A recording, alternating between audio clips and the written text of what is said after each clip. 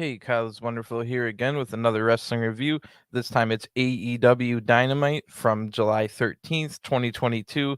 And wow, we just finished it. It was the week one, night one of four of Fyter Fest, this year's Fyter Fest events, live from Savannah, Georgia, AEW's first time ever in Savannah, Georgia. I have, before we get into it, let's talk about this crowd. I think the crowd is going to be a speaking point for a lot of fans, and I want to dispel and defend this crowd. So before I even got into this event, I do listen to the Jim Cornette show, both of his podcasts. He's really good about when he's talking about old school wrestling. So Jim Cornette said the NWA could never draw big crowds here in Savannah, Georgia. So he saw that TNA was going to run here and was kind of like, oh, I don't know about that. So we were going to see if maybe the next generation grew up wrestling fans, maybe would draw a little bit bigger of a crowd. But no, this was a pretty small crowd. But here's the deal. So since they were a small crowd, they didn't really come over TV as being that loud, not being very loud. But um, I definitely noticed that they're very passionate. The people that were there in Savannah, Georgia tonight were very, very passionate, very knowledgeable about the everything that was going on, all the storylines and all that stuff. This crowd was very passionate, not a very big crowd, so it didn't come across on TV as being very loud. Anna Jay is close. This is close to Anna Jay's hometown, so that's where I got my true test.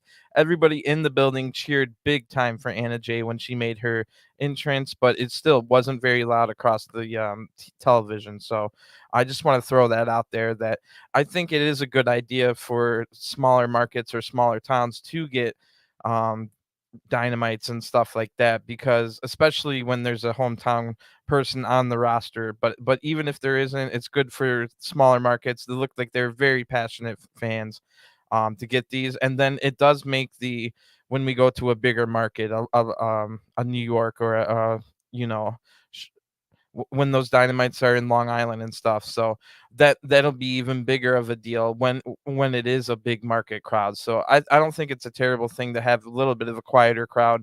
Like I said, they were very passionate, but there just wasn't too many of them in the building. I don't know the exact number, but it was always going to be that way with the smaller market that they were in tonight. And like Jim Cornette said, even the NWA back in their heyday could never remember. NWA was all over like Atlanta and stuff like that as well, but they just couldn't draw crowds in Savannah, Georgia. So let's just before we get into it, usually I have these spoiler free, but wow, crazy ending. We just finished the main event. The main event not only lived up to its hype, it exceeded the hype. It was a well put together match. I was, even with all the crazy and wildness that was going on, um, I was still able to kind of take notes on what was happening. So definitely stay tuned for the main event rundown. So I do a lot of recap and then I do reviews. So these are I don't write it on the title, but they are like recap reviews. Um, but yeah, it far exceeded my expectations and my expectations for that triple threat, triple or nothing AEW tag team title match.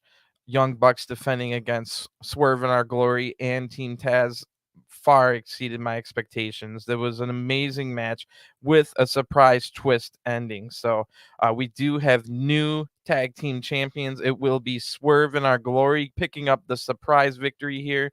I definitely thought we were going to lead up to I thought the whole reason this was called Triple or Nothing. I know they can't use the words triple threat because WWE owns that, but they could have called it a three-way match or anything like that. But they called it Triple or Nothing, and I assumed that was going to lead up to a Quadruple or Nothing match, which I guess it still could. It just maybe might not involve the Young Bucks now, or it could be a triple threat: Young Bucks, FTR, and um, Swerve in Our Glory, the new tag champs. But we can't forget as well, it was made official. FTR versus the Briscoes will happen in a couple weeks time at Ring of Honor's pay-per-view, Death Before Dishonor. So the ROH titles might not even be on FTR before we remember. All Out is all the way in like September 3rd, somewhere around there, which we did find out as well tonight. All Out is officially going to be in Chicago. Yes, Chicago has had a lot of events lately, but um, it looks like the deal is that every All Out is always going to be in Chicago. Every Double or Nothing's going to be in Las Vegas, and then Revolution and Full Gear will go around the different cities. So, like maybe here in Detroit, I'll get a show at some point. But if I do want to ever make the trip to Chicago, it's not that bad either for me here in Detroit. So, yeah, really, really great show. They kind of got some of the stuff I wasn't crazy about out of the way in the beginning, and then I was just kind of able to relax and enjoy the rest. On paper, when we were looking at the previews and all the matches that were announced, was looking like an amazing show. It really shows the depth in AEW that they can have all these major injuries and I don't know necessarily call them major and minor, but you've got people like Brian Danielson, CM Punk, it's Adam Cole out injured, but as well you've got like your lower level guys like your Sky Blues and Buddy Matthews and stuff like that. So there's a lot of injuries up and down the board, and AEW still has enough talent and amazing talent on the roster to put out like what we saw on paper before the show started looked like an amazing show. Then once it got going, it lived up to the hype, in my opinion. Now, it might have been an amazing show. You might have rated this show super high um, because you liked the first couple segments. I didn't really care for the first couple segments. We'll get into that. But everything after that point was really well done. Um, it seemed like last week they were kind of back to last week. It was so much information being thrown into us, like even me, who I watch every episode of Dark and Dark Elevation, and I study everything and review it here on the channel, and I do my research and all that. It was still so much information last week. I couldn't imagine just the quote unquote casual fan, or whatever you want to call it, someone that's not doing research and hosting reviews such as myself, probably was overloaded with information such as last week. But I think they did a better job of pacing everything tonight. My only complaint is the same complaint I have every week. I wish AEW had its own women's show. I hate that they so the only part of the show that felt rushed is the whole women's segment, and of course they have to jam all the women's segments into the same block, like the women's block every single Dynamite. We always get one women's match, and then we always go to the back and something with Jade Cargill. It's for the past like 3 months, it's always been one match, then you go right to the back, something with Jade Cargill. Maybe we see like Athena and Chris Statlander, or this time we had something before, so we got to see Thunder Rosa and Tony Storm, and the return of Britt Baker and a really good looking Jamie Hayter tonight. So all of that was crammed into this block, where everything within that block felt super rushed. It was noticeably rushed, the women's block, if you want to call it that, which cheapens everything and tells your audience that this isn't something you need to pay attention to, which is why it's hard to grow the women's division. We've been dealing with this for multiple decades in like WWE, where they always rush and quickly get through the women's section or whatever women's stuff they have so that they can move on back to the men. And then that tells your audience, well, this is so rushed and stuff, don't really care about it, it's just here for political reasons or whatever. So I hope and pray that AEW can get their own women's show. I would much rather prefer to watch a weekly 1 hour, heaven forbid a 2 hour live women's show. Maybe get Sasha Banks in here, sign a couple more women, and you have enough women right there with the women you already have on your roster, let alone the fringe women that we've seen 20, 30 times on Dark and Dark Elevation as well. So I hope and pray that that will be something that happens. I much prefer the Japanese system, where they have their own promotions. We've got Stardom, you got Tokyo Joshi Pro, where the women can kind of go do their own thing in their own promotion. They don't have to feel rushed in their segments. They don't all have to be blocked together. They don't have to always go to a picture-in-picture ad break 1 or 2 minutes into every match, and they only get one match. So I'm tired of it.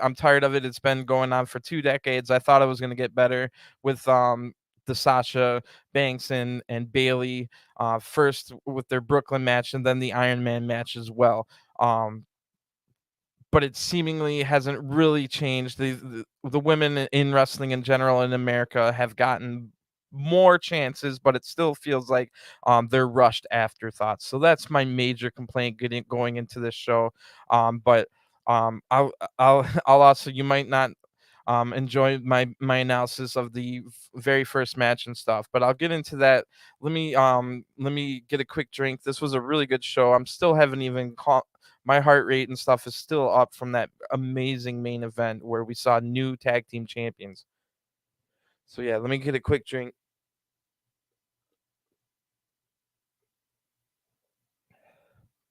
So unfortunately, the show kind of started a little bit of on a down note, at least for me, because we start with a different I think the opening video was the same, like the graphics that we saw were the same, but instead of the normal Dynamite theme song, start the Fuse Dynamite, which usually like that's a good song that always pumps me up. I know I'm about to see some good wrestling and stuff once I hear that song, but instead we get like I'm assuming it's the Fyter Fest theme song, which is really generic and boring. It's not a good song whatsoever. So a little bit of a downer to open, very boring Fyter Fest theme.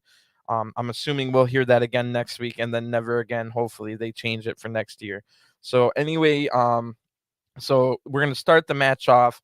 It's going to be the weirdest, the strangest match announcement all week. So like usual, we slowly usually we always find out one or two big matches that's going to be on Dynamite from the Dynamite before, but the rest trickle out on social media throughout the next couple days. And unlike WWE, they actually deliver on what they promised. Like WWE had 5 announced matches not happen within the last week alone. So anyway, it was really strange. There was going to be the new TNT champion Wardlow making his first title defense on Dynamite here, and it will be the opening match against Orange Cassidy of all people. This is a huge shocker to me because how the heck are they going to book their way out of this?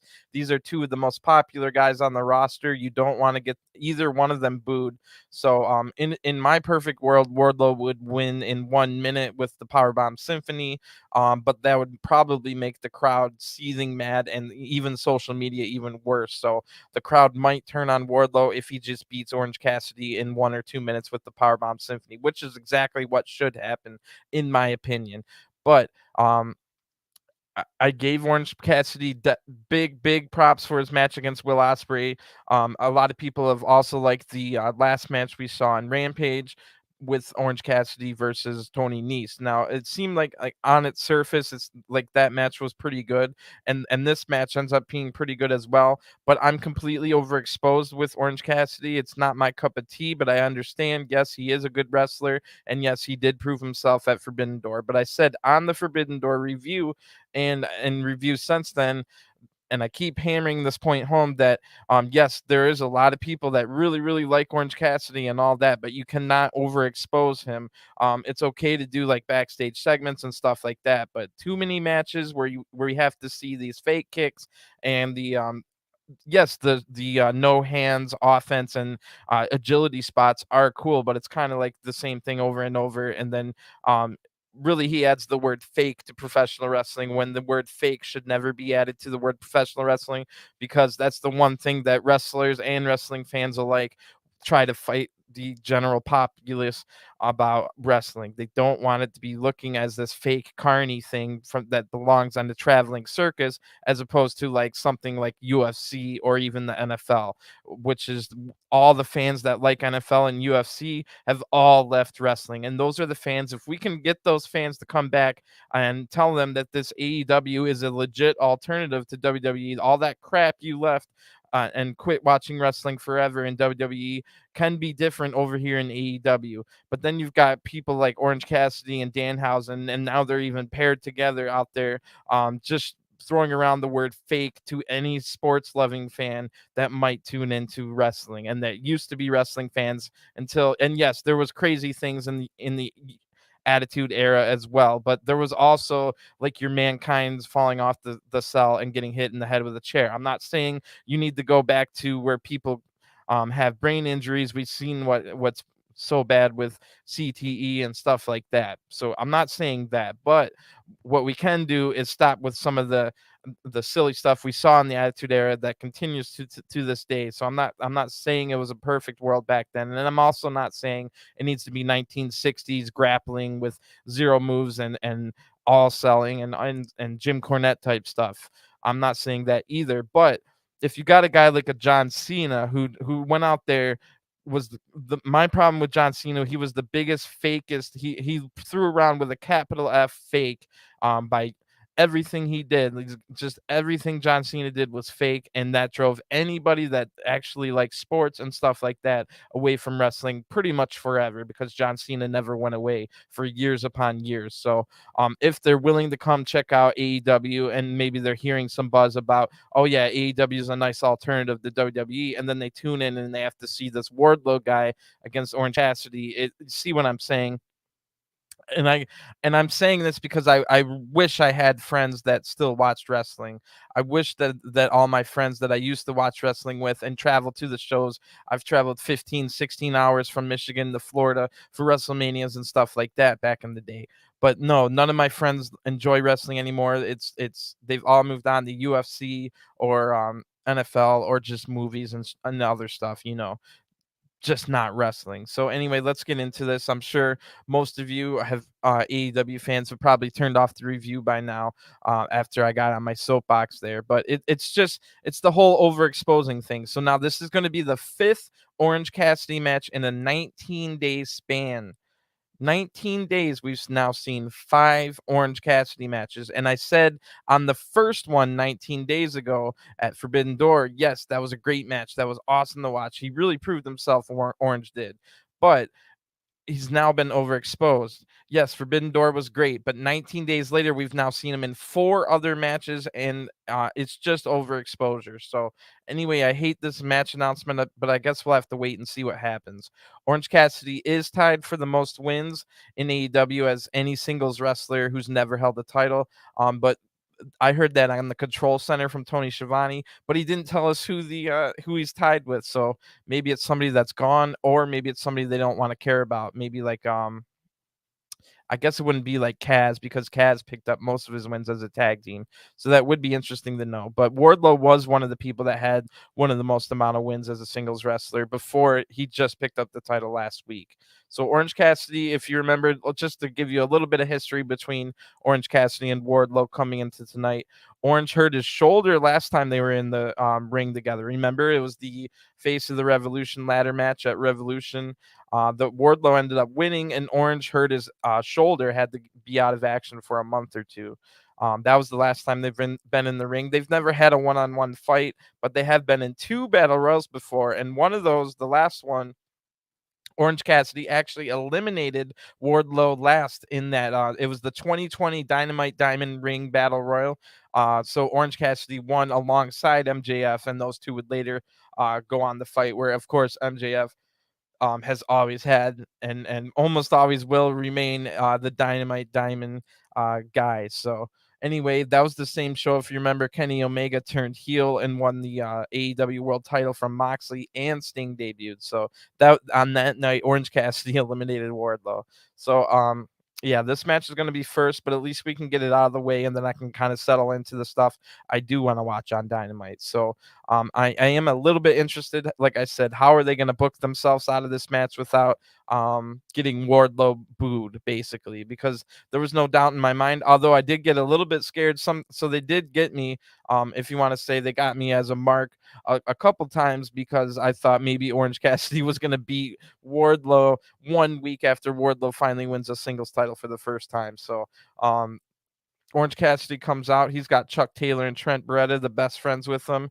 We see in the little picture-in-picture promo that the best friends now have their manager's license. Remember, they got kicked out last week because they didn't have manager's license. So apparently you can expedite a 1-week manager license. The best friends say they're going to cheat tonight to win, and they're going to cheat a lot. So that was pretty funny, and it is actually pretty funny when they do go to cheat. So that spot was pretty good. So Wardlow comes out. He's got his new music. It starts with a Wardlow chant, which is a little cringe. They have a chant within your music. Come on, bro.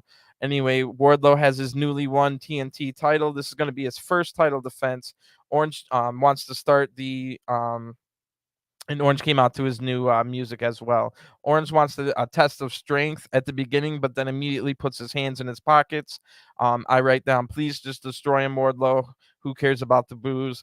Wardlow then takes the hands out of the pockets and rips the pockets off of the pants of Orange Cassidy. This gets Wardlow a lot of boos. And see what I was saying there? This is a really risky, and was a gamble to have these two, the most popular people on the roster, almost like one A and one B of the most popular people on the roster right now, having them fight each other and having one guy be so much bigger than the other. You're really risking getting Wardlow booed. But I think they did get out of this without too much. I don't think they booked it as well as they could, basically, but I didn't like it because I thought Wardlow should have won in 1 minute. Anyway, Orange does a head scissors to counter out of a move, but Wardlow counters right out of that head scissors by cartwheeling out of it, showing some great agility spots that we've come to expect from Wardlow. Great stuff.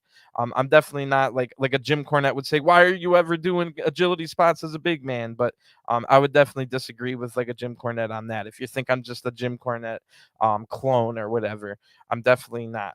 Chucky T then gets worried and then pulls a chainsaw from underneath the ring. The ref, of course, kicks the best friends out from being ringside. That was a really funny spot. So they said they were going to cheat, and then they were going to apparently destroy Wardlow with a chainsaw. That's pretty funny. So anyway, Orange does some fake kicks now. For some reason, the crowd just absolutely loves it. Now, great. Now Danhausen is now pulled out from under the ring by Wardlow. Please end this match now, I write. Orange, we get an orange punch to Wardlow, who was distracted by Danhausen. Orange tries another one, but Wardlow counters this into a big suplex, and we go to a picture-in-picture ad break. So Orange is on the outside of the ring, recovering while Wardlow just waits for him to get back in. Once back in the ring, Wardlow hits a delayed vertical suplex. When we come back from the break, Orange dodges a corner attack, but Wardlow catches a crossbody attempt by Orange. Orange is able to get out of there and then starts targeting the knee of the much larger Wardlow. So Orange hits the knee a few times. Wardlow's able to block a beach break attempt by Orange, but Orange blocks another move, counters another one. It was a power bomb he countered into a DDT. Orange then hits another DDT and goes for the cover, but Wardlow easily kicks out at one. Wardlow then dodges an orange punch and then hits the F10, which is the F5 from Brock Lesnar. But Orange kicks out of this, and Orange Cassidy is the first person in AEW to kick out of Wardlow's F10, which is crap. That's trash right there, in my opinion. Orange Cassidy can be all this stuff, and he can be great and all that, but does he also have to be one of the toughest guys on the roster as well? It's a little ridiculous seeing that. Never mind. Let me just move on. Wardlow goes for a power bomb, but Orange hits punches to the head. Then Orange Hurricane Ranas out of another the power bomb attempt, the same one. Wardlow's head then gets hit into the ring post, but Wardlow catches a move. Orange reverses it though and hits a stun dog millionaire into an orange punch, and then immediately in a beach break, Wardlow kicks out of all three of the big moves of Orange Cassidy. So again, I'm not an Orange Cassidy fan, but if you are, what's the point of having these two fight each other where Orange just has all his moves kicked out of in succession? So anyway, Wardlow counters another orange pump attempt into one power bomb, which is all it took to get the 1-2-3. Your winner by pinfall and still TNT champion is Wardlow. Wardlow picks up Orange after the match, and then they fist bump. The crowd cheers. And yeah, like I said, I'm just going to move on. But 5 Orange Cassidy matches in a 19-day span is way too much. So then we get to see highlights from Rev Pro, where Pac retained his All Atlantic title against Shota and Mino. Go check out my review of Dark from last night. That match was on there, as well as Thunder Rosa in Tokyo Joshi Pro in a eliminator match, which she ended up losing to Mio Yamashita, and that was an epic match. Epic episode of Dark. We got those 2 matches tacked on to an already decent Dark taped from Orlando in Universal Studios. So go check out my Dark review. That ended up being amazing. Hopefully we get more more of this on Dark in the future, where AEW talent is always having great matches in other promotions, usually during the weekend. So if we can go on Dark and get at least one of those great matches that an AEW talent might have in a different promotion every single Dark, that makes Dark 10 times better right there. You always can end with a great main event. Just for example, a couple of weeks ago, Lee Moriarty had a classic match against uh, Konosuke Takeshita, and that was from Progress, I think it was. And if that could have been glued on the Dark and have even more people see it and see how good Lee Moriarty and Takeshita are, I think that just improves everything. And it does help, like a Progress, or for instance, I went and looked at what else was on that Tokyo Joshi Pro card that Thunder Rosa fought Miyu Yamashita in, and it basically had like all 8 or 9 of the women that from Japan that have been in AEW. So if you're wondering what's happening over in AEW, definitely go check out Tokyo Joshi Pro. They're all in there. Riho, Hikaru Shida, everybody. Jericho now makes his entrance. So we get, these were the two segments that I wasn't too crazy about when we got the preview of the card lineup for tonight, but because I assumed Jericho wasn't going to say anything too revolutionary, and really it wasn't. So anyway, Jericho makes his entrance, but anyway, what I was getting at was I was glad to get both the Wardlow and the Orange Cassidy match and this Jericho segment out of the way first. I just smoked real quick once we go to the ad break after the Jericho segment, and just enjoyed the heck out of the rest of the show after that point. So anyway, Jericho makes his entrance in a red suit. Remember, Jericho helped take out Ruby Soho last week alongside Ty Conti, and now has to fight Eddie Kingston next week at Fyter Fest Week 2, Night 3, in a barbed wire death match, with the rest of Jericho Appreciation Society suspended above the ring in a shark cage, which has me a little bit nervous. That sounds dangerous. Anyway, Jericho says he's not standing here as the Wizard or La Champion or any of those other nicknames that he's had. I stand before you, the living legend and the superior of Eddie Kingston. Everything you do, Eddie, when it comes to friendship turns the mold. It's a curse to be friends with Eddie Kingston. Uh, let's go through the list: Ortiz, Santana, Danielson, and now Ruby Soho. The reason Ruby has a mangled hand is because she's your Ruby. You need to take better care of your chicks, Eddie. Why barbed wire? I get it. You're a mark for Terry Funk and the rest of those deathmatch fools. But how many barbed wire matches have you had, Eddie? I had my first one at 22 years old. Even though it hurt, I felt pleasure.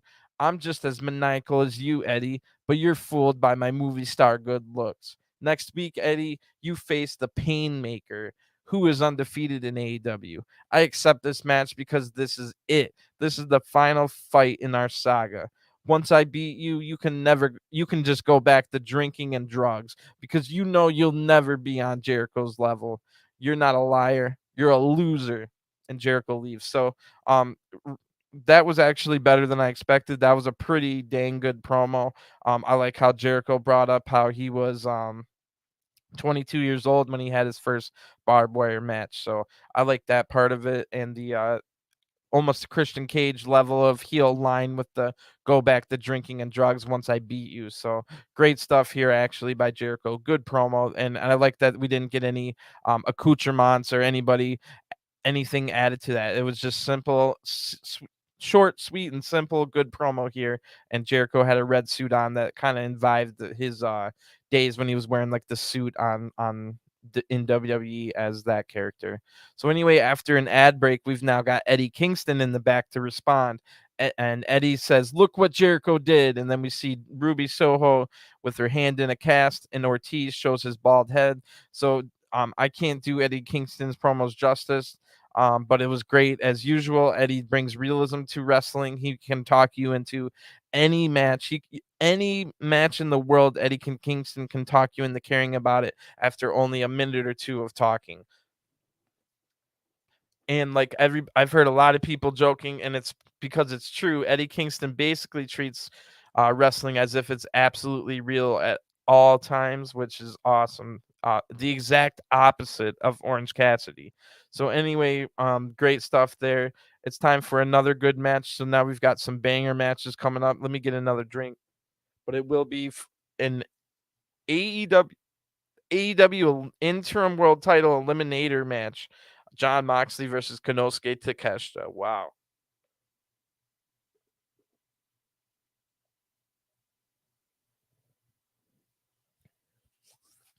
All right. So yeah, like I said, this will be an eliminator match. So if Konosuke Takeshita can beat Moxley, he will get a shot for the AEW World Title. We were told on the control room that Moxley wanted this to be for the title, but the AEW official said Takeshita cannot get a title match after just losing to Eddie Kingston. It would have had to have been Eddie Kingston that would have been ahead of him. You know what I mean? So.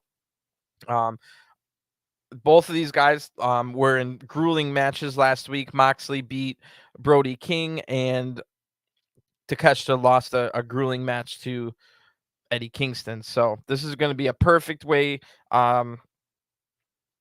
to go right off of that great match where Takeshita lost to Kingston to having he had another banger here. So Takeshita's been on fire. Like I said, even that Lee Moriarty versus Takeshita match from a couple weeks ago at Progress was amazing. So this guy, two of the most on fire wrestlers in the entire world. I would say the other ones being FTR and Speedball Mike Bailey. Those are like the hottest wrestlers in the world, in my opinion, male wrestlers anyway. Thunder Rosa's been on fire, bro. I've really gotten into Thunder Rosa these last couple months. After a little sputtering start to her title reign, I think she's really kicked it into high gear, and I hope she has keeps the title for a while longer. So anyway, let's get into this match. This is a good one. Really, really good one. This is what I like to see. Perfect palate cleanser for me after that Wardlow Orange Cassidy match. So Moxley wanted this match after watching that whole Eddie Kingston match on Rampage against Takeshita. Moxley, we're told on the Control Center that Moxley has 17 straight wins in singles competition. So Takeshita is going to have to stop a 17 winning streak to get a title shot here. So Takeshita out first. The really big cheers. This is, like I said, this crowd might be small. They might not be loud over the TV because there's not many of them, but they're very knowledgeable in the product. They show passion about professional wrestling throughout the entire night. So shout out to the Savannah people that were in the crowd tonight. The ones that were there were loud. There wasn't enough of them to truly show how loud they were on TV. So anyway, Takeshita out the big cheers. Then Wild Thing hits as Regal now comes out the commentary, which is always a great thing. Great stuff from Regal. The crowd's in love with Moxley. Moxley's just on fire lately. Ever since coming back from rehab, Moxley has just been on a whole nother level than almost everyone else in the world. So yeah, Takeshita will get a title shot if he can stop Moxley's 17 singles match winning streak here. So we start with some grappling, great stuff, great grappling to start out. This is my kind of wrestling. So then they trade shoulder tackles for a while until Moxley takes control. But Takeshita hits a leg lariat, a really good looking leg. So many moves that Takeshita hits in this match are just perfection. And I think he's only 26 years old, already a 10-year pro. This is also like the reason that AEW signed Nick Wayne, who already has like 50 to 100 matches under his belt, something crazy like that, and he's only 16 years old. So when you start out that good at 16 and you can stay healthy and keep evolving and not be stagnant, you could be as good as like a Takeshita when he's only 26 years old. So I think Takeshita could be around for a long time in the professional wrestling world, and I will definitely follow this man. If he ends up going to Noah or something, all of a sudden I think I'm gonna have to start reviewing Noah. So anyway, they start chopping each other a lot after that great leg lariat. Moxley ducks under a lariat, but hits one of his own, just with the arm this time, not the leg. And then Moxley hits a deadlift pile driver that looked amazing really early in the match here, too. For a deadlift pile driver, that gets Moxley a 2 count. Moxley then keeps using the hair to gain advantage, like total Blackpool combat style here by any means necessary. just using the long hair of Takeshita against him. So on the apron now, they're blocking strikes and stuff until Takeshita eventually hits a nice looking back suplex to Moxley on the apron. That looked nasty. Moxley then dodges a kick and they exchange some more forearms. Takeshita then tries to get back in the ring, but Moxley hits a big boot to send Takeshita back out. And we go to a picture-in-picture ad break at this point. Great stuff. I love this match. Moxley recovers for a little bit, then goes back on the attack outside the ring. Back in the ring now, we see Takeshita's busted wide open during that attack on the outside.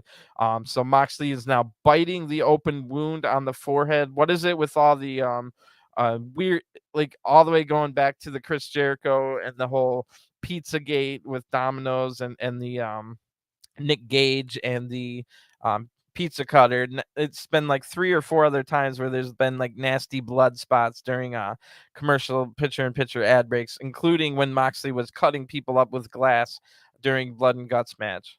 So anyway, Moxley's biting the open wound on the forehead. Moxley then gets wrist control and hits the rapid stomps on the face. Moxley just loves color in his matches, doesn't he?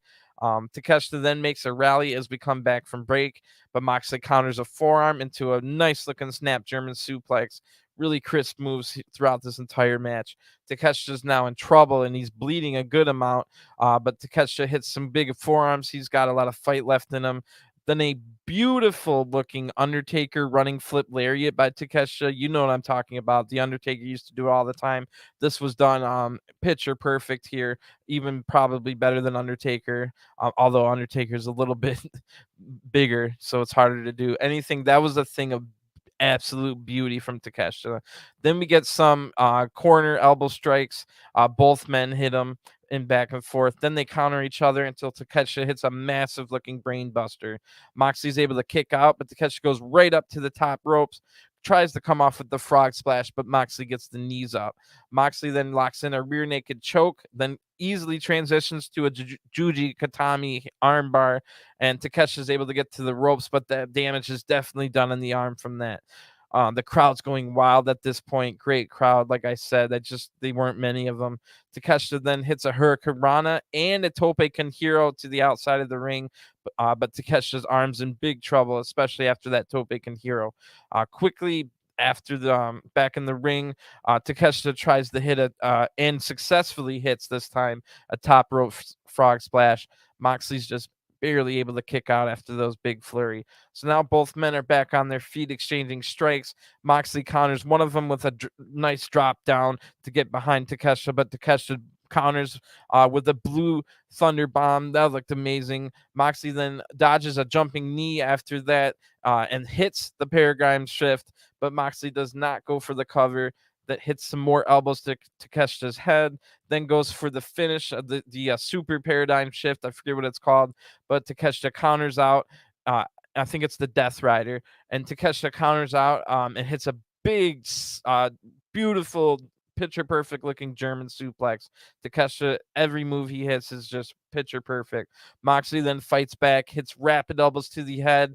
We got a bulldog choke locked in by Moxley, and it only takes 1 second for Takeshita, who's almost already passed out already, especially after everything that happened, the blood loss and the rapid elbows just before the bulldog choke. And Takeshita meekly taps out. What a match. Your winner by submission is Jon Moxley, improves to 18 wins in a row in singles matches, and looks unstoppable. At this point, looks like he would be able to beat CM Punk when CM Punk returns to keep the title. So great stuff here. Moxley drops to the corner and is exhausted, but we don't get any more. We just quickly move on to the next segment, unfortunately. But yeah, great match. Props to both men. As far as it's hard to rate a singles match against a triple threat tag match, but if you're the kind of guy that would rate a singles match ahead of a triple threat tag match every time, then this is the match of the night. This match was amazing, but that main event was also just as amazing. I'm not going to call it a spot fest, but more of a spot fest. You know what I'm trying to say. This was more of your classic. Wouldn't have looked out of place 20 years ago or now in any promotion in the world. So great stuff. Love this match. Props to Takeshita. Props to Jon Moxley. Jon Moxley's just been on fire lately. Nobody can stop him. Like, the guy's putting out some bangers every single night. Even when he's in, and John Moxley doesn't stop. He's always in GCW.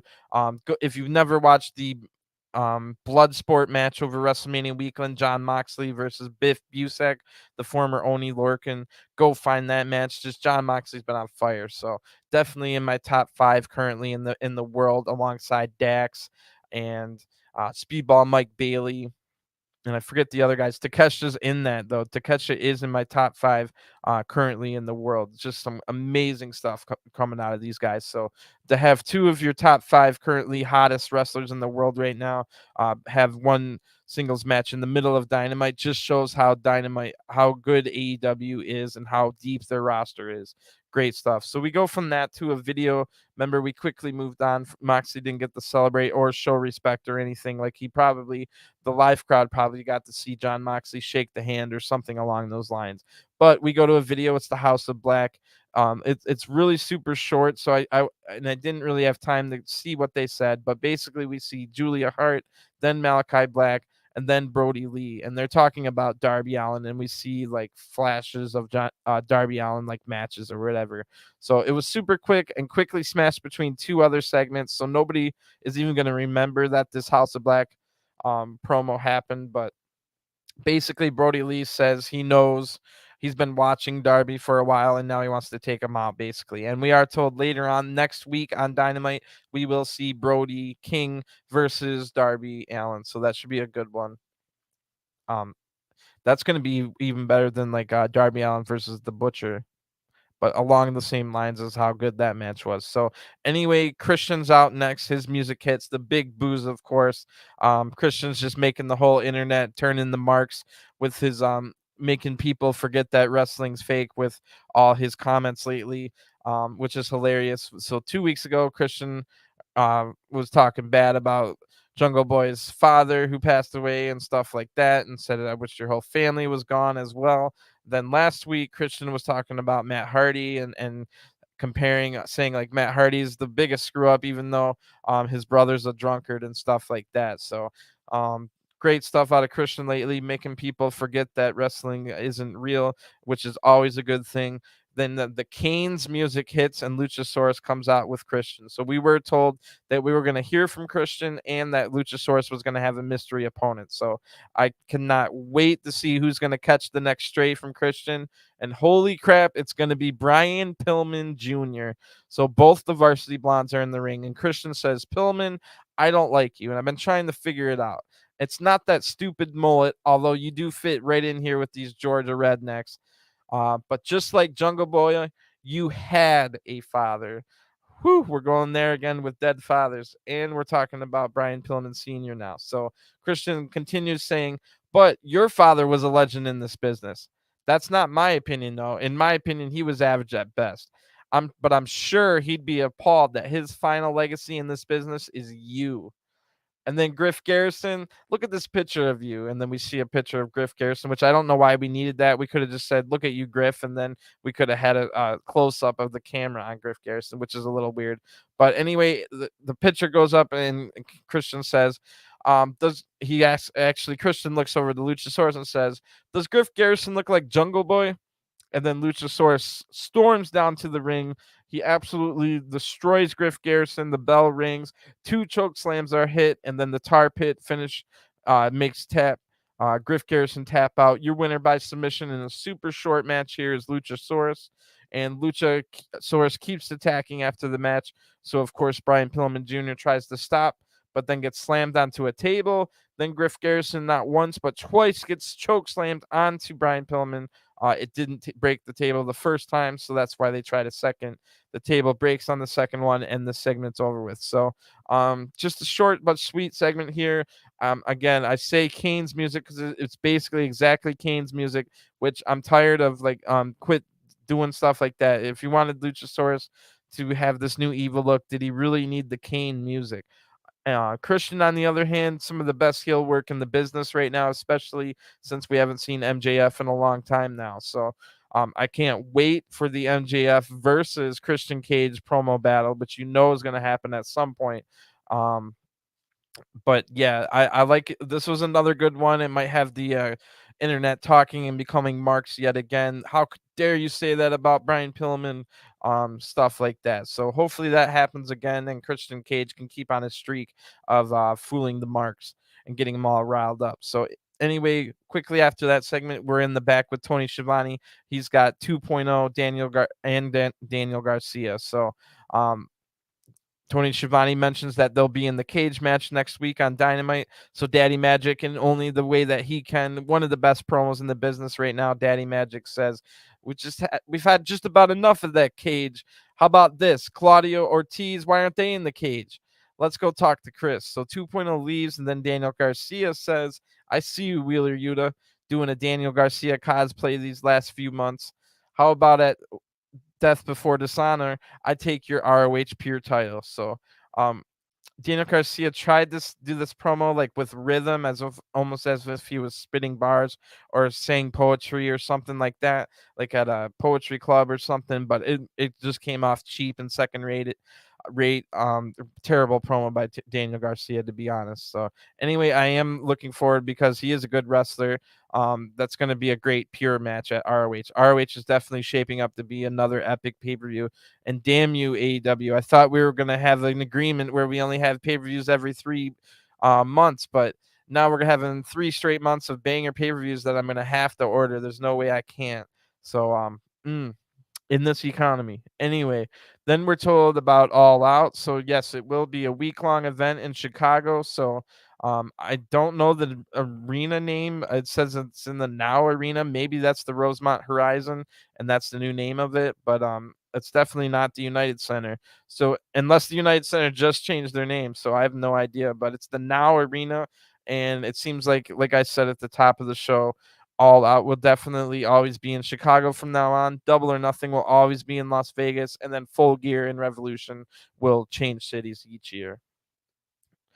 After an ad break now, Tony Schiavone's now with Hangman Page, and Hangman saying that he's like disappointed he didn't win the Royal Rumble. I mean the Royal Rampage, but quickly gets cut off almost rudely. Adam Page gets cut off. So I'm thinking that if I'm Adam Page, and like I have the same kind of anxiety and addiction problems that Adam Page has, or at least his character has. So this is the character I relate to the most when it comes to AEW, as far as me personally and my personality. So me personally, I kind of hate, even though I do a podcast and stuff, I kind of hate public speaking and stuff like that. So to have like my friends come out here and completely disrespect me by cutting me off would upset me. So I wouldn't be surprised if we see Hangman Page even more so um, separate himself from the Dark Order after this. That's just a little something something that you might be able to read between the lines. We don't know if that's the story, but maybe reading between the lines, I'm an anxious person myself, and if my friends came and cut off my interview here, I'd be a little upset with them. So anyway, John Silver and Alex Reynolds do cut off Adam Page here and say that they want to fight the House of Black, which is did Brody King eliminate Hangman? Is that why? I think that's why they didn't really. I think that's why they now want to fight the House of Black. So this match is apparently going to be on Rampage. So I'm pretty sure Buddy Matthews is injured right now. So it will be Brody King and Malachi Black versus John Silver and Alex Reynolds. So that should be an easy win for Brody King and Malachi Black. Maybe we'll see Hangman Page come out, or maybe he'll just let maybe Hangman Page will let Silver and Reynolds get beat up and just be like, "Oh, well, I thought where the Dark Order was going to save you. I didn't need to save you. I was busy or whatever." So pretty interesting there. But yeah, like if I was at Hangman Page, I would be upset at Silver and Reynolds.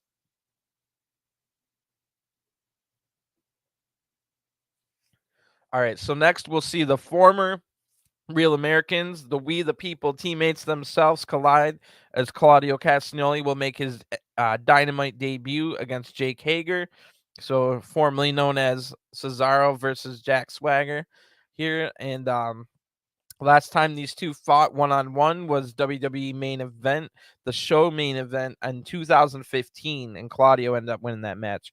So I would have loved to see maybe an appearance from Dutch Mantel here, their former manager.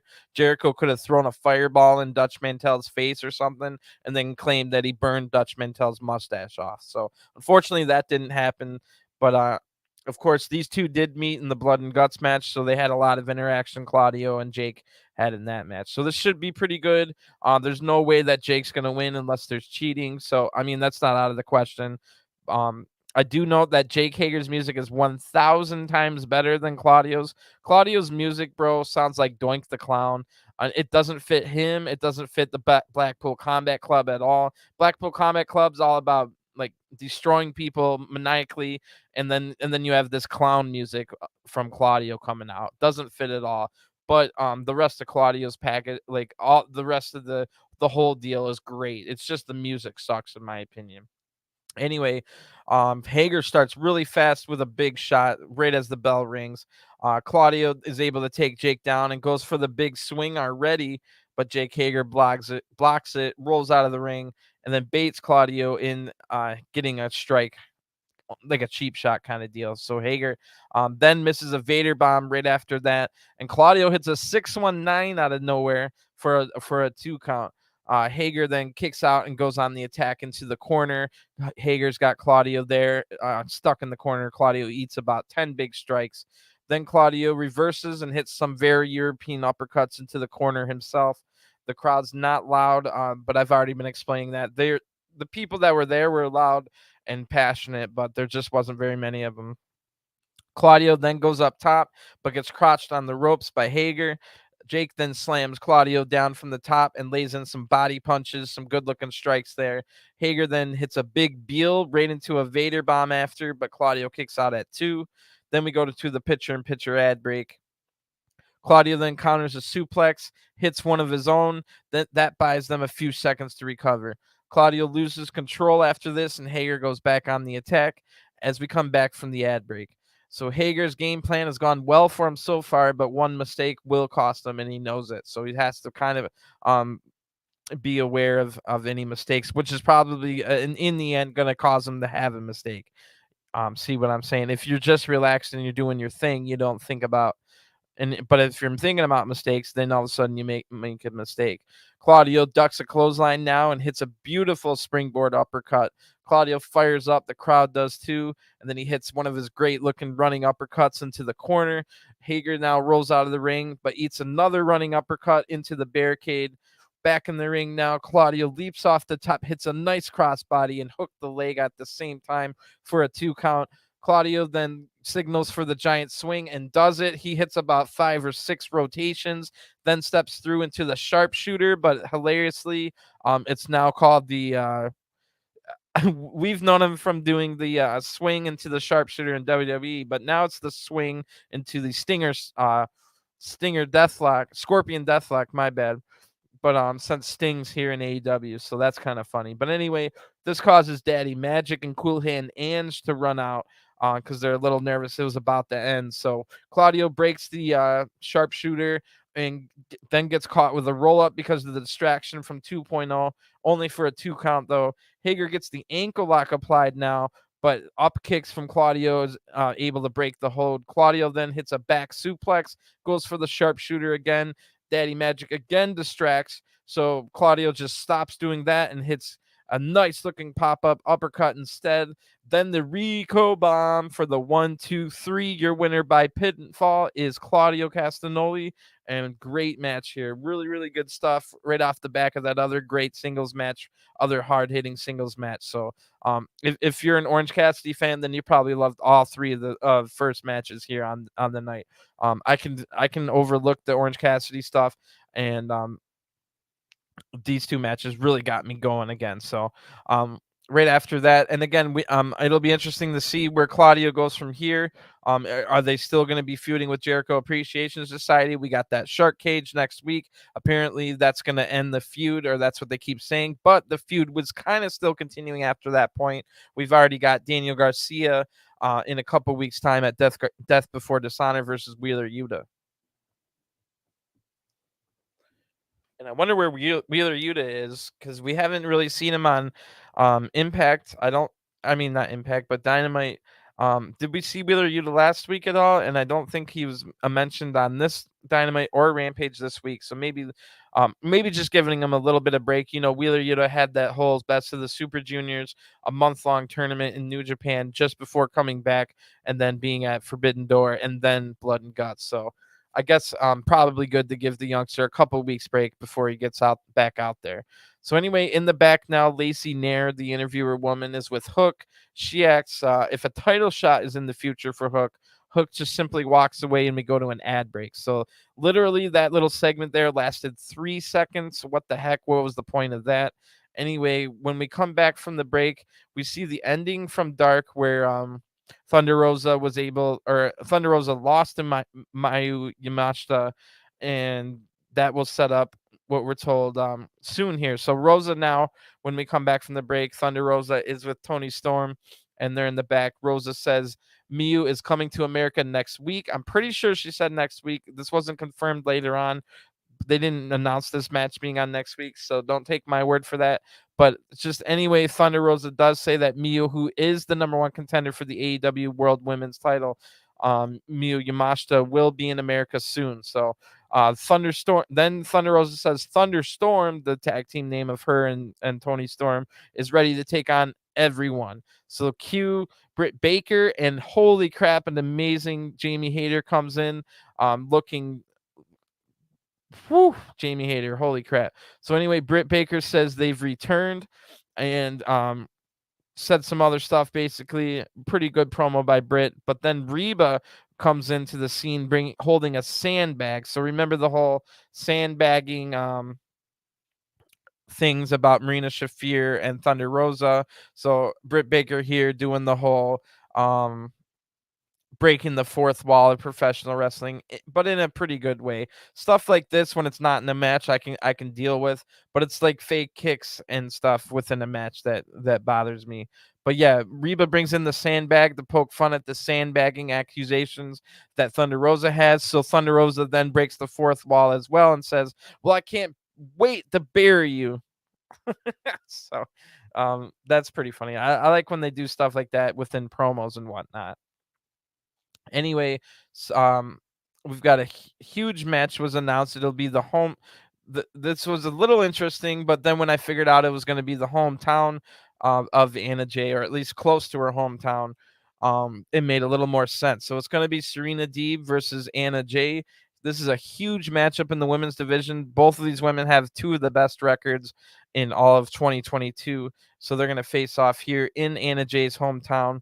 And I was thinking, well, how are they going to get out of this? I wrote down, well, maybe Mercedes will cost Deeb the match, but no, that doesn't happen. So instead, they just have a really competitive match instead. So you'll see what happens. It's going to be Deeb versus Mercedes Martinez for the ROH Women's title at Death Before Dishonor. So, like I said, Anna Jay's hometown, that makes this match a little more interesting than it already was. Like I said, two of the better records in all of AEW. This is the first ever match between Deeb and Anna Jay, and Serena Deeb's first singles match since losing to Thunder Rosa at Double or Nothing. So she's been stuck in tag matches, mostly with Mercedes ever since then. Deeb is out with her hair down, which is something she's been doing in the last month or so. I still like it better up, but I mean, do whatever you want. Some of the best music in all of wrestling, Serena Deeb. Let's see how the crowd gets, how loud the crowd can act for the hometown Anna Jay. And the crowd does. Every single person in the arena gets loud, but there must be a ton of empty seats and not very many people in the arena. So yeah, shout out to the Savannah crowd. There wasn't very many of you, but you were passionate. It didn't come across on TV as being loud because there wasn't very many people there, but everyone in the building was very passionate about AEW. So again, shout out to the crowd. Deeb starts strong and shows her superior technical grappling ability, but not too long after, Anna Jay blocks a hip toss into an arm drag. Then Anna Jay hits a couple more good moves, but Deeb from the apron slides through the legs of Anna Jay and locks in a submission. That looked amazing. Anna's able to get to the ropes and then tries the Queen Slayer, but can't take it to the mat.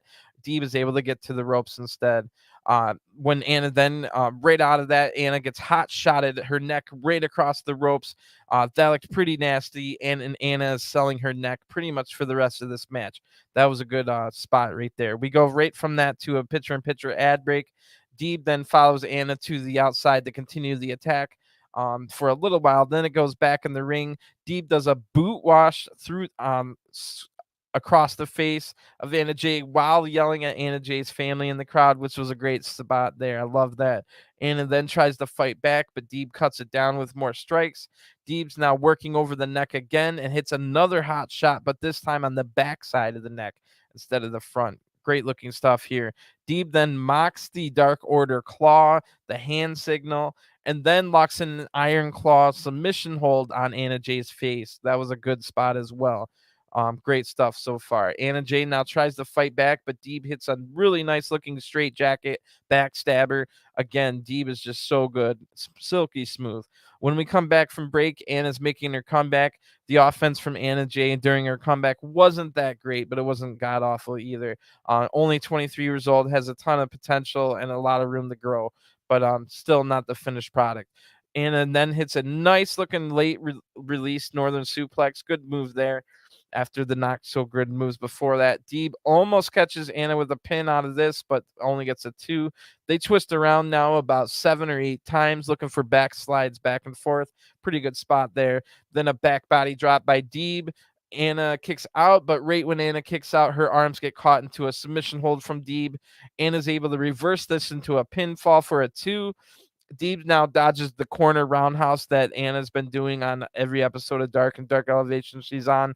Deeb now looks to end it, but then ends up getting caught in the Queen Slayer. Anna Jay's submission hold, their finisher. This time it goes to the mat, but Deeb is able to get back to her feet and arm drag out of the hold. Deeb keeps and maintains wrist control out of this arm drag into the Serenity Lock. Nasty high angle version of the Serenity Lock forces Anna Jay to tap out in her hometown. Your winner by submission is Serena Deeb, the professor, the GOAT almost at this point. Serena Deeb is amazing. So Deeb keeps on the hold past the match. Just keeps it on, of course, just locking it in, really wanting to embarrass Anna Jay in front of her hometown here. So Mercedes Martinez makes the save, and the segment pretty much just ends after that. So again, we got to rush through everything with the women's division. But anyway, great stuff. Can't wait to see more. I wish the women's division had their own television show, a 2-hour live women's show hosted by AEW every single week. Give it to me. Anyway, over the course of one women's match, of course, after the one women's match, after every Dynamite's one women's match, we always go to the back when it's always Jade Cargill and now with Stokely Hathaway and the baddies. So this time it's Kiera Hogan and Layla Gray is there as well. She's an interim baddie. But of course, we've already established, and we established again here, that Kiera and Jade don't want anything to do with Layla Gray. So Stokely Hathaway says, "Trust me." And then on this Friday on Rampage, they will all be watching Chris Statlander and Athena closely. So they don't ever tell us anything official about a Statlander Athena match on Rampage. But from that statement, it seems like Statlander and Athena are going to have a match on Rampage, probably a squash match, a really quick match, and then something will happen with the maybe Layla Gray will be sent out to go take them out or something. So anyway, now Excalibur's running down the card for Rampage and next week, and so Rampage and next week's Dynamite and ROH pay-per-view, Death Before Dishonor. So I'll preview Rampage and next week after Dynamite. So we'll do a little preview after I do the review of Dynamite. But it is official. The big news out of this is official. If we didn't already think it was, FTR Briscoes 2. Probably most people's match of the year so far is FTR Briscoes 1. And we'll see. That was at Supercard of Honor. And we'll see if this Death Before Dishonor match can live up to the hype or even maybe exceed it. So anyway, before Excalibur can finish doing the rundown of all the card, Jay Lethal interrupts Excalibur. And then Jay Lethal screams over the one of the announcers' headsets, which wasn't really picking up the audio very well, so this goes kind of botched. But anyway, Jay Lethal says he will take the ROH television title from Samoa Joe because he is the longest reigning ROH television champion in all of ROH history. Satnam Singh and Sanjay Dutt were there too, but they didn't do anything, and it was really another nothing segment. Just a really quick thing here. All these little quick 3 to 10-second things they do on Impact. Now I can I keep calling it Impact on Dynamite. For instance, I'm thinking of the House of Black thing we got tonight. The this thing right here with Jay Lethal, and then the other one was the 3-second thing with Hook. How is anybody ever going to remember that those ever happened when they're that short and insignificant? But anyway, after the break, Anna Jay's now in the training room, and this is pretty interesting. So we never really officially saw a breakup of Tay J, or Ty J. What was their name? Anyway, Ty Conti comes in and makes fun of, basically is making fun of Anna Jay. Anna gets a little mad at this and says, remember they were like best friends. Remember their classic match right at the end of the year last year, the brutal hardcore match against the Bunny and Penelope Ford. But that was the last time Ty Conti's ever had a match on Dynamite or Rampage, by the way.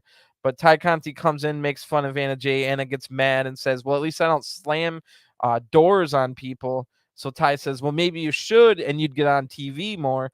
Which, yeah, Ty Conti's getting on TV, but she's not wrestling on TV, which we have already established. So hopefully Anna Jay turns heel with Ty Conti. I think there's nothing in the Anna Jay character right now. All the stuff with the Dark Order is already kind of old. They haven't evolved Anna Jay's character whatsoever. So having her be kind of almost the lackey of Ty Conti going forward, maybe if they don't want Ty Conti to wrestle much like they have been, she could become Anna Jay's manager in a heel capacity. But for the love of God, I don't want like threesome jokes and stuff with Sammy Guevara and the two of them. So hopefully that never happens. But I do want to see, and that would be, I think, a better story if Anna Jay turns heel and joins Ty Conti back as a team.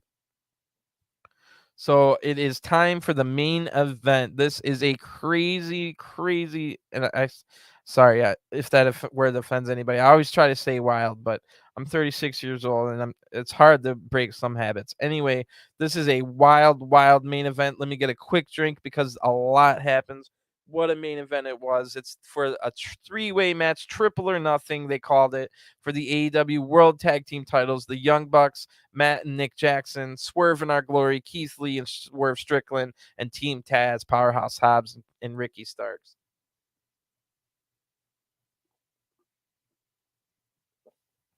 So it was called Triple or Nothing, but there really was no reason to call it Triple or Nothing. But in my mind, it was because, oh, well, the next big match is going to be Quadruple or Nothing, and it's going to be FTR versus the Young Bucks at All Out, and it's going to be winner take all, 4 titles on the line at once. And I assumed that's why it was called Triple or Nothing, and maybe it still could be, but I just assumed it was going to be the Young Bucks winning this match. So the shock ending even made this match even better, and it was already a good match on its own if the Young Bucks were able to retain. So let's get into it. This should be epic, and it ends up being.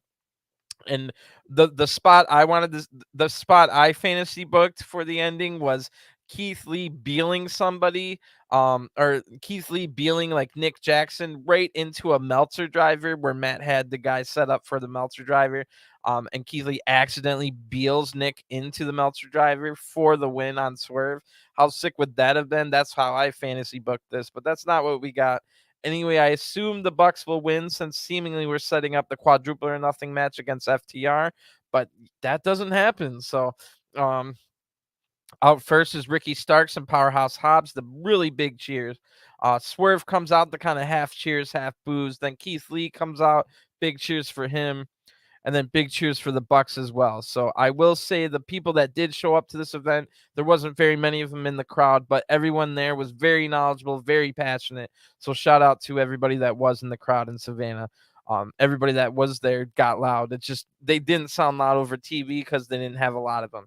So After the introductions, we pretty much find out that this crowd is completely split down the middle, 33% for one, 33% for the other, 33% for the other. So, because each team, when they get introduced here, gets 1/3 cheers and 2/3 boos. So that means it's almost an even three-way split for who the crowd wants to win. That makes this match even better. So everything about this match ends up being amazing. Every surrounding little detail probably ups this match up to like a 5-star match. Now you have to grade it on a scale of this is on free TV kind of 5-star. If this is a pay-per-view match, I don't know if it's necessarily 5-star, but as far as a free TV weekly television show, I think this gets 5 stars for me. Between the crowd being evenly split between all three men, the actual match itself, and the surprise ending with multiple false finishes, I think it's a 5-star match here. So I guess it would. I wouldn't say Moxley versus Takeshita was 5 stars, probably 4.5. So this is your match of the night right here for sure. Probably match of the week. I don't think anybody's gonna beat this one out. But anyway, we start before when the bell rings, and a bask in his glory chant starts. So Keith Lee is going to start the match with Matt Jackson. So the rules of this match are only 2 people can be legal at a time, so it's not 3 people at a time. So you're going to have to try and get your tag in when you can. So the same rules that we saw, like the FTR, where FTR won at Forbidden Door.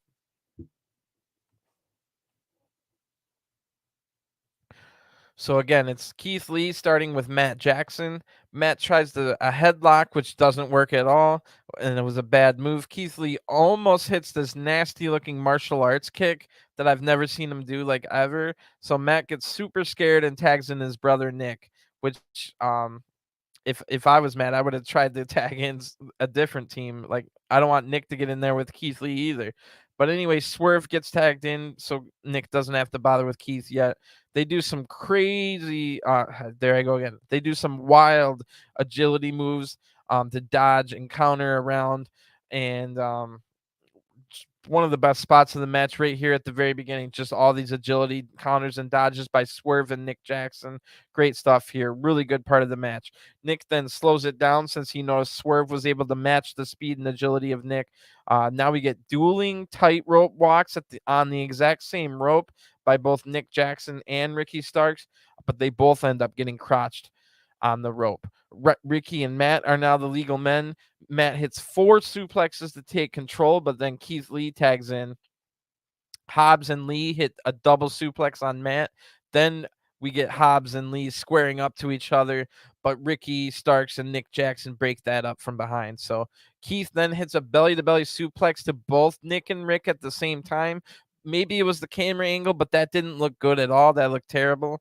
But it might have been the camera angle they chose. Swerve and Lee then hit a double team on Matt Jackson. Matt pokes the eyes of Keith, then drop kicks Lee out of the ring. Double super kick is set up, but Ricky tags in. Double team on Swerve now by Team Taz. Great looking drop kick on that by Starks. We go to a picture-in-picture ad break at this point, but the action never slows down within the ad breaks. So let's go. Here we go. Ricky hits some chops on Swerve, who then fights back. Ricky cuts down Swerve's comeback, then tags in Hobbs, who hits a delayed vertical suplex. There's way too many delayed vertical suplex and cannonball sentons in wrestling right now. Seemingly everyone, or at least half the wrestlers, do have those in their moveset. Anyway, Starks tags back in and works with Nick now for a double team out of nowhere. Nick is in for Starks now. Kind of a smart move in my opinion. Sure, you can't win the match when neither of you or your teammate are in, but theoretically you can both rest and recover. So when we come back from break, Swerve gets out of trouble and tags in Keith Lee. Starks and Matt rush in. Nick was the legal man, but Starks and Matt rush in because they know Keith Lee is a problem. So they try to and fail to triple team Keith Lee. Lee then Beals Starks into both the Young Bucks. Great looking spot there. Not quite the Beal into the Meltzer driver I wanted, but I'm not even quite sure that's physically possible. So Keith then goes to dive out of the ring, but both Team Taz members stop this from happening. Nick then dives to the outside over Matt, but Lee is able to catch it, then power bombs Nick into Matt. Another great spot. Just great spots throughout this entire match here. Hobbs then squares up to Keith Lee like we got earlier, but this time they actually get to exchange strikes and stuff. We get shoulder tackles exchange, and then both hit cross bodies at the exact same time, bouncing off each other. That looked amazing. We get a fight forever chant from the crowd off of that one. Hobbs now gets caught on the top rope. I don't know what he was doing up there, but he gets caught. But anyway, Hobbs heads but Keith Lee back down to the mat, and Hobbs hits a massive bullfrog splash, 60% across the ring. Wow, that was amazing. Then we kind of hear a weird noise over the PA system as if someone was catching their breath, but I think it was a mistake or maybe some other kind of noise. It might not have been over the PA system. Really weird though. And it doesn't last very long. Anyway, back to the match. Massive double team by Taz on Nick for the closest double team closest near fall of the match. It was a tight rope cutter off of off of the Hobbs' shoulders onto Nick. That was amazing looking. Swerve in now. He counters a kick by Matt and hits a backbreaker. Matt now counters out and tries a super kick, but Swerve ducks, but immediately eats a super kick from Nick right after that. Swerve does. So now we get a super kick party on Keith Lee, including a triple super kick where Starks was involved too. All of that on Lee. Immediately after, super kick by the Bucks to Starks and then to Hobbs. The Bucks then go to grab the titles. They're going to cheat the win or whatever. It's not really cheating if there's no rules, though, however. So, I mean, take it how it is. Dishonorably, I guess you could call it. Swerve then drops Stark with a mafia kick. That looked great. Swerve then grabs the title himself, then weirdly and stupidly stares over at Keith Lee for whatever reason. I have no idea. They just made Swerve like a complete idiot on that. But at the end, when we get to the ending, I guess it doesn't matter. So maybe it was a moment of reflection, maybe Swerve saw the titles, looked over at Keith Lee and thought he really wanted those titles with Keith Lee. Maybe that was the story we were supposed to get there, but instead it kind of just made Swerve look like an idiot. So anyway, Matt Lowe blows Swerve at this point when he's distracted by himself. Swerve distracted himself here. And Matt hits everyone with the title now. So it looks like that could have been the end of the match, but Swerve's able to kick out from a title shot to the head. Now a BTE trigger on Swerve, but out of nowhere, Ricky Starks comes in to break up the pin. Another two close near falls there where you thought the Young Bucks might win it. Meltzer driver now is caught by Keith Lee and a double team by Swerve in Our Glory. It's their finisher, the powerbomb stomp combo, but the pin is broken up. So another near fall there. I thought, woo, that was close.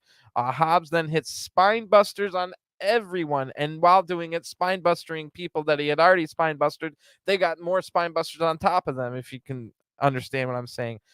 So he's spine bustering people on top of other people here, Hobbs is. And Rick, what an amazing spot that was. Hobbs now tags in Starks, but Swerve blocks the Rochambeau attempt. Ricky now hits a big spear, but the Young Bucks break up the pin. Lee catches a super kick, takes Matt's shoes off, or just one of them, a shoe off. Lee hits the Bucks with the shoe, then throws Hobbs to the outside, and Hobbs landed really hard. Hopefully he's okay. Taz was even like, oh, man, I hope he's okay. So Ricky then hits Lee from behind, but Lee just hits a headbutt to Ricky. Swerve then moonsaults off the chest of Keith Lee onto everyone except Ricky and Keith Lee, of course. Lee then hits a pounce on Ricky and a tope can hero by Keith Lee over the top rope to the outside on everyone out there. Swerve now hits the stomp, and holy crap, gets the 1-2-3 off of that stomp, the coup de grace, if you will, and the winners by pinfall. And new AEW World Tag Team Champions are Swerve in Our Glory, Swerve Strickland, and Keith Lee. Wow, did not see that coming. Confetti hits all over the ring as JR tells us goodbye. The show ends immediately. They were about 90 seconds over the point where they were supposed to end, so no time for celebrations other than confetti just spurting out immediately when the bell rings. And crazy wild match here. Loved this match. 5 stars from me. Everything about this match was great. It had great everything, like really no botches among all the crazy moves. Just no complaints from me on this. And really with that match and the I thought Claudio and Jake Hager was better than it probably had any right to be. And then it also an amazing, probably 4.5-star match from Moxley and Takeshita also on this show means this Dynamite was awesome. And if you're an Orange Cassidy fan, you might even rate this in your top 10 of all time, maybe top 5 Dynamites ever. But I'm not an Orange Cassidy fan, so I'm not putting it in the top 5. But even the Jericho little segment that I wasn't really too thrilled about. Oh, what's up, Mansoor? Sorry I missed your message, but I've been doing well. Anyway, um, really, really good show. Even the Jericho promo was pretty good. I loved how Jericho brought up how he had his first barbed wire match at 22 years old, which was a long time ago. And I'm not an Orange Cassidy fan, but even that wasn't too bad. I like Wardlow winning the match with one powerbomb. That part was cool. All the little short segments I wasn't crazy about, and like I said, it again. The women all put in a block, 3 different women segments all in a block where all of them are rushed, seemingly telling your audience that don't worry, these segments don't matter kind of deal. So just some great stuff, great episode of Dynamite. And truly makes you happy that AEW exists, so that we're not just it's nothing but Raw and SmackDown. So anyway, this Friday on Rampage, we'll see the ROH World Title match. They did not do a good enough job of explaining that there is a ROH World Title match on Rampage. They mentioned it, but I think they should have done a little bit something more. But it will be Jonathan Gresham, who just joined Tully Blanchard Enterprises last week, turning heel in the process, leaving his tag partner at the time, Lee Moriarty, alone against the Gates of Agony, Toa Leoa and Khan, who are also part of Tully Blanchard, along with what can I think of his name? Brian Cage, of all people. So Tully Blanchard Enterprises already now has the ROH World Title. They've got Jonathan Gresham. They've also got Brian Cage and this Gates of Agony team. Really big, intimidating tag team. So Tully Blanchard Enterprises is definitely set up to maybe potentially dominate ROH going forward. So something to keep an eye on here is this world title match on Rampage for the ROH World Title. So it will be Lee Moriarty versus Jonathan Gresham. Now, Lee Moriarty, I wouldn't put his chances at winning the title at absolutely 0, because maybe Lee could win this match and set up a rematch at Death Before Dishonor.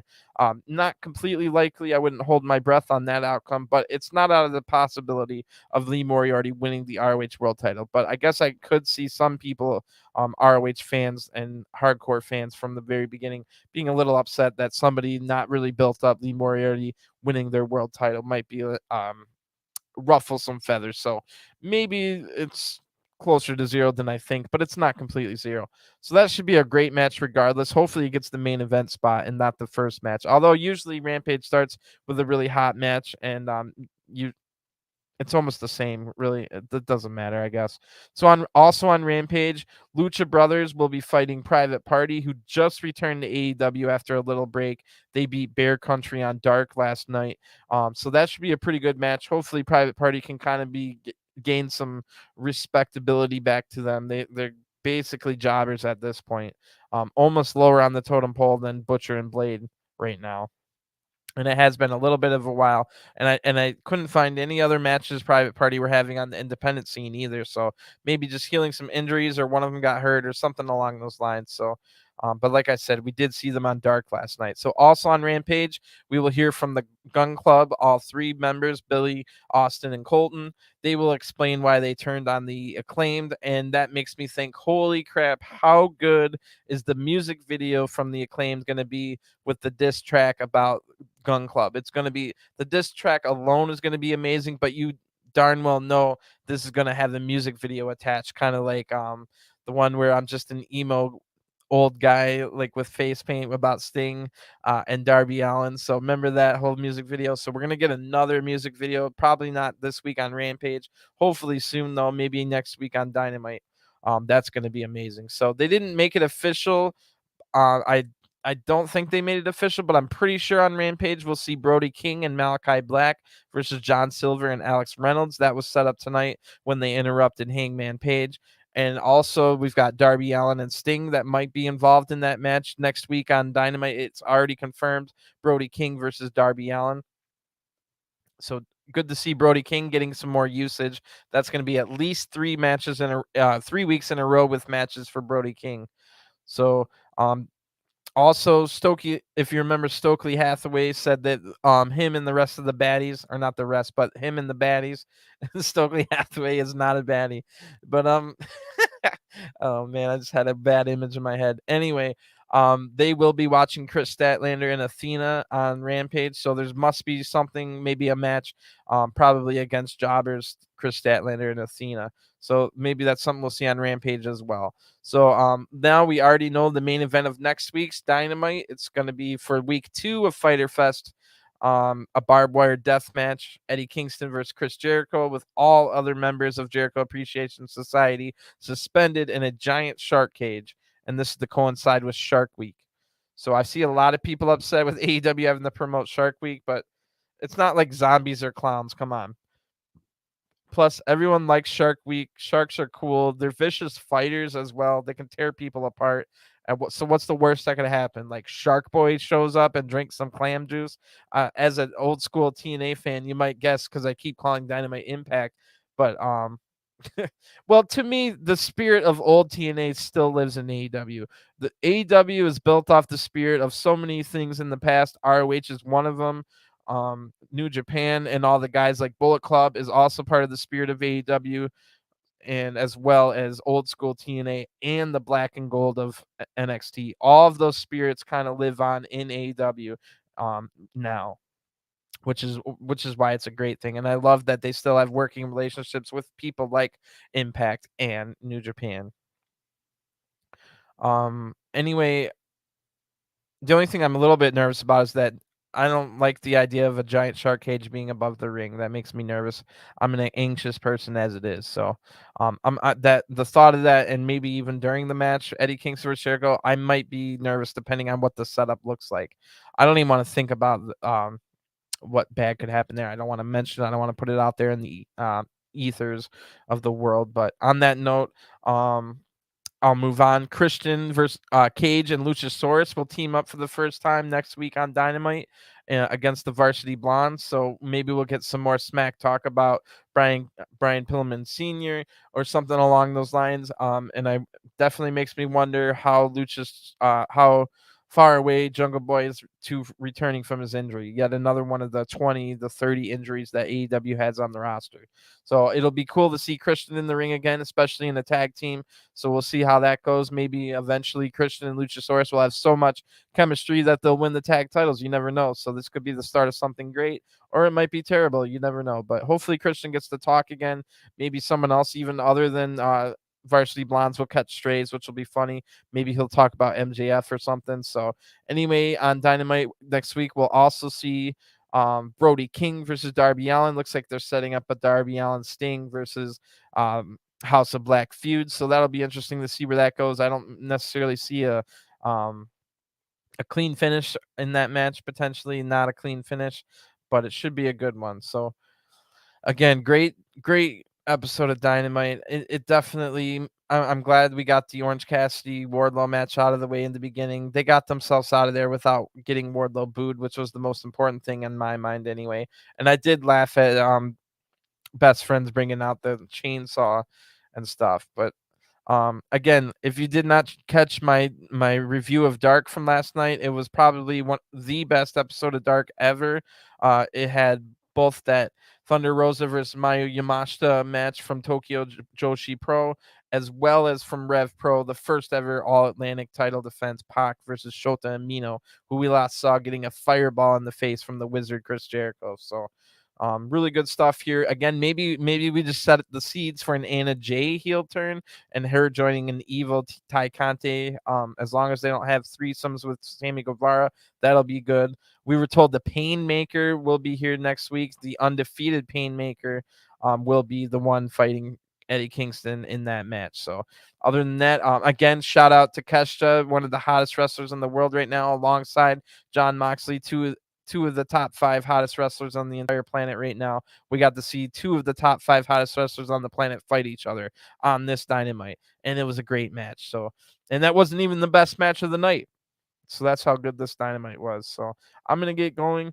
I will be back tomorrow with WWE main event, MLW, Impact, and NXT UK. So it never ends around here. Then Friday we've got Rampage and SmackDown, as well as the start of G1 after that. So a lot to look forward to. I'll be on the channel a lot, so I'm going to get going and just kind of enjoy this night while I have a little bit of free time left in my life.